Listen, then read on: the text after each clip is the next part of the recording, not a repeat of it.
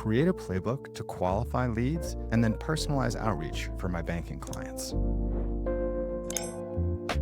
The relationship managers at banks we often speak to are spending a lot of time looking into disparate systems, managing multiple interfaces, and trying to pull leads to then outbound and conduct sales activity. But often these leads aren't super high quality, they contain duplicates, and often they're wasting effort manually sorting through the leads to understand who's going to be a good fit to reach out to and who makes sense to exclude. Hey, I'm Harris. I'm a solution architect here at Writer, and I build AI agents to help businesses streamline their operations. Now, the sequence I'm about to walk you through is a free agent sequence targeted at banking customers and relationship managers to help grow their book of business and increase the number of companies they work with. The free agent sequence covers prospect prioritization, so they know who to target, deep research on those highly likely prospects to convert, so we know who they are, we can have better conversations with them, and then finally personalized outreach based on the bank's brand, tone of voice, and the company's interests to create messaging that's going to resonate and hopefully convert into meetings. Now, we tested that free agent sequence with many of our banking customers here in the UK, and the one most notably was a blind test where 10 relationship managers were using the Writer platform, and we compared those metrics against 10 who weren't on the Writer platform. And what we saw was the group on Writer saw a 5 times increase in the meeting conversion rate due to the hyper-personalized emails they were sending, and they managed to book new customers, resulting in millions worth increase in new deposits inside their current accounts. So to tackle this challenge, we created a series of playbooks inside the Writer. The first playbook here is all about prospect prioritization and exclusion. And what it does is it applies the bank's best-in-class knowledge on what a target customer looks like and automatically prioritizes those leads. We're going to start by collecting and verifying the data, executing the scoring analysis, generating and verifying the output before delivering the results and summary to the end user. Now, if we run this, we can actually take a look at what this looks like in practice. This is an example of some of the raw data that a bank may see when they're trying to prospect and outreach to new business. For example, we have information like the company name, the town they operate in, the sector, and then some financial stats like their turnover growth, total assets, and so on. Now, the agent can take this as input and review it based on the bank's criteria for what makes a good fit. And here we can see the agent has gone through and applied some positive, neutral, and negative metrics on some of these data sets. So for example, if we look at Otherwick payments, the total assets is in green because it's in line with the assets their customers typically have. But if we look at something like Silverline Betting Media, their foreign ownership is highlighted in red because they have an offshore holding company. And this is a big no-go for the bank as they only work with local businesses. So this agent's taken in just over 1,100 leads and was using that prioritization logic to whittle it down and actually identify who's going to be a good fit. And that's exactly what we can see in this second dashboard here. We've removed around 52% of those businesses due to all the red flags and then violating what a good customer looks like. And we've also removed 73 duplicates. We've identified 34 of them are existing clients, and so there's no point reaching out to those. And only 125 are actually in our core industry. So this task would have been very manual, very time consuming for a human to go through each lead one by one. But here the agent is trained on that logic and can do it for us automatically.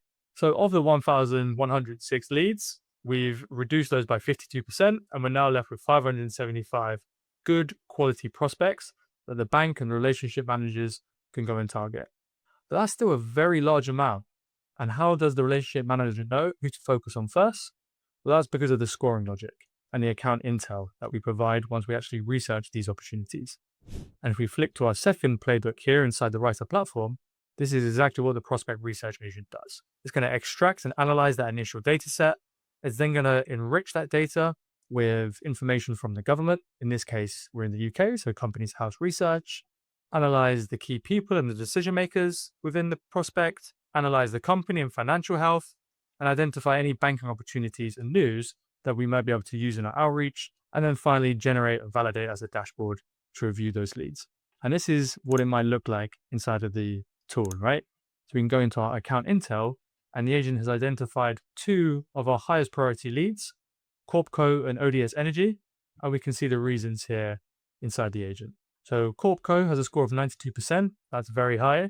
They've recently secured their Series B funding, and so they have good cash within the company, which the bank may be able to use to grow their deposits. Their office is near our central branch location, so we can build a relationship with them in person, and their payments and gift cards are just being added to the app, and so their product is expanding. Although one of the red flags here is that they do have an existing relationship with a competitor bank. Now, they may be happy with them, but they also might not be happy with them. And we might be able to use this in our outreach angle. If we take a look at the second prospect here, ODS Energy, they've scored a 90% opportunity, which is super high. And we can see they've had recent leadership changes, which may trigger the need for a new banking relationship. They're in a cash-rich position, and they have backed by the council, which means they have council ownership and government contracts are in line with who this bank typically targets. So of those 575 prospects, we've narrowed it down to who are the top 2 that absolutely fit our profile, the reasons why, and with Agent 3, we're going to see how we can create personalized on-brand outreach to help us target those prospects. If we flick back into Writer here, we can see that outreach and communication agent. What it does is it takes all that rich research, it understands who the directors are, and then it's going to draft a personalized LinkedIn and email message that's on brand with the bank's own tone of voice baked into the agent. If we take a look at that in practice and we flick to our outreach tab, we can see the agents identify John Doe as the key person we should reach out to. It's also done some research on John Doe. We can see he is speaking at a DataCo conference. He has a strong passion for social impact, and he's very high on the innovation agenda. Here we can see why we should target John. He's the ultimate decision maker for the banking relationships, and his upcoming conference is a really good outreach angle that we can use to engage him. And not only do we get this research on John specifically, as I mentioned, we actually get the tailored emails and LinkedIn messages that we can use to send to him and hook him in and try to see if he's interested in a new banking opportunity. If we take a look at the LinkedIn message here quickly, we can see it says, "Hello, John. I enjoyed reading about your DataCo conference session and your emphasis on purpose with profit. Your work around DBS works and community reinvestment suggests a very thoughtful growth agenda. I support banking relationships for organizations navigating similar expansion and treasury questions, particularly where values of commercial and discipline need to sit side by side. If helpful, we'll be glad to share a few relevant ideas at your conference appearance." So a super personalized message that we can send to John in the hopes he will engage with us. So to draft this kind of quality outreach, the agent is aware of the bank's tone of voice, brand guidelines, and regulatory requirements. So this content is on brand and will resonate with the target audience whilst making sure it's compliant and safe to use in the market. If you're interested in learning more about how AI can help in financial services or any other industry for that matter, check out the link in the description, and here you'll find in-depth knowledge on how AI agents can add value to your workflows.